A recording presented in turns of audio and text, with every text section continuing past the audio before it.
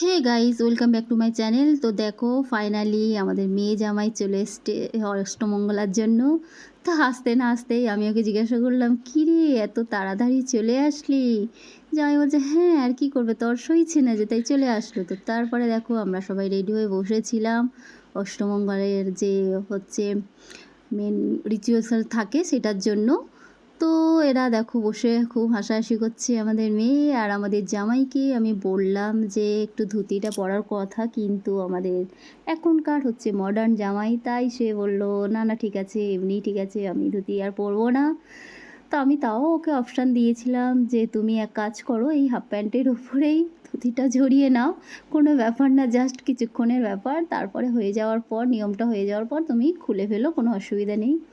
তো বললো না না ঠিক আছে, আমি এতেই বেশি কমফোর্টেবল ফিল করছি। তো সেই জন্যে ও আর ধুতিটা, বুঝতেই পারছো এখনকার মডার্ন ছেলেরা সব, তো আজকালকার ছেলেমেয়েরাই সব নিয়ম কানুন রিচুয়াল সব কিছু মানতে চায় না, কিন্তু তাও কিছু করার থাকে না, চাপে পড়ে করে। তো সেই জন্য এখন তো আমি বললাম ঠিক আছে, ওদেরকে বললাম বরণ করার কথা, ওরা কেউ রাজি হলো না, বললো না না তুমিই করো বাবা, এইসব বিয়ের ব্যাপারে কোথায় কী ভুলভ্রান্তি হয়ে যাবে আমরা তাই বুঝতে পারি না, তুমিই করো বলে। তো আমাকে বললো যে তুমি শুধু বরণটা করো, আমরা কেউ বরণ করবো না, আমরা জাস্ট তোমাকে টাচ করে থাকবো।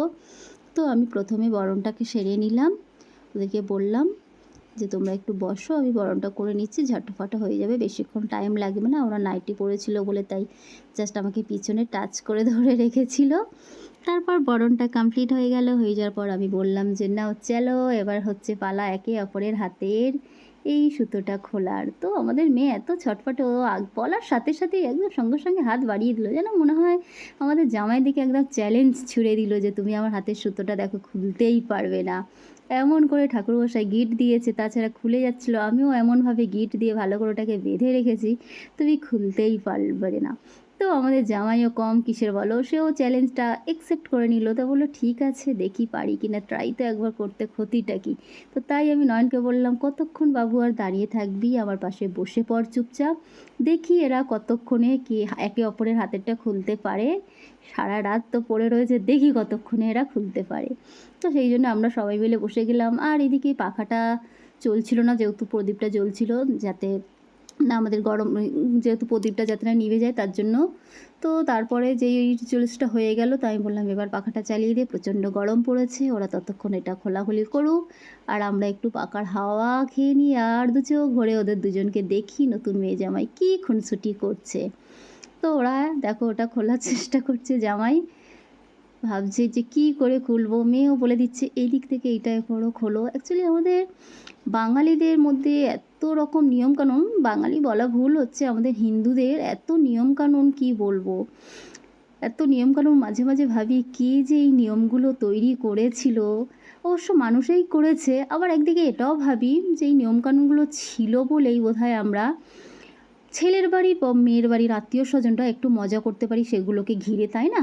এই বিয়ে ঘিরে বা যে কোনো অনুষ্ঠান ঘিরে, অন্নপ্রাশন বলো, এই পৈতে বলো, জন্মদিন বলো, যাই বলো, সমস্ত অনুষ্ঠানে যাও, এই যে নিয়মগুলো ছিল বলেই আমরা মানে সেইগুলোকে ঘিরে যাও অনেক কিছু মজা করতে পারি, আনন্দ একে একে। সত্যি কথা বলতে এখনকার দিনের যে হচ্ছে যে ফাস্ট যুগ, সেই যুগের মধ্যে সত্যি কথা বলতে সবাই একে অপরের সব কিছু করা আমরা ভুলেই গেছি। তো এইগুলোর জন্য আমরা একসূত্রে সত্যি কথা বলতে একে অপরের সাথে বেঁধে থাকি।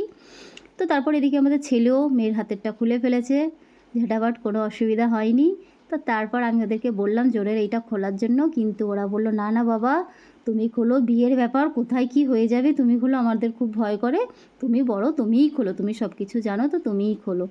তো সেই জন্য ওরা আমাকেই পাঠালো। তো আমি ওইটা খুললাম, খুলে বললাম নাও একে অপরের জিনিসটাকে সামলাও। আর আমাদের কনে বলছে তোমার এটা অনেক দিন আমি সামলে রেখেছি, এবার তুমি তোমার জিনিসটাকে সামলাও আর আমি আমার শাড়িটাকে সামলাই বাপু, এতদিন হয়ে গেছে আমি আর তোমার জিনিসটাকে বয়ে নিয়ে বেড়াতে পারছি না। তো তারপর আমি ওদেরকে বললাম যে ঠিক আছে, এবার তোমরা ঘটে প্রণাম করে উঠে পড়ো, তোমাদের নিয়মকানুন হয়ে গেছে, বুঝতেই পারছি তোমরা বিরক্ত হয়ে যাচ্ছ, অনেকক্ষণ তোমরাও বসে আছো, আর আমিও দেখো কন্টিনিউ তোমাদের সাথে বকর বকর বকর বকর করেই যাচ্ছি। তো যাই হোক, আমার এই ব্লগটি যদি তোমাদের ভালো লেগে থাকে তো প্লিজ চ্যানেলটিকে একটু সাবস্ক্রাইব করে আমার পাশে থেকো, ভিডিওটা না টেনে অবশ্যই দেখো, আর বেশি বেশি করে লাইক, শেয়ার আর কমেন্ট করো। তো আপাতত এখানেই রইলো, দেখা হচ্ছে পরের ব্লগে, টাটা বাই।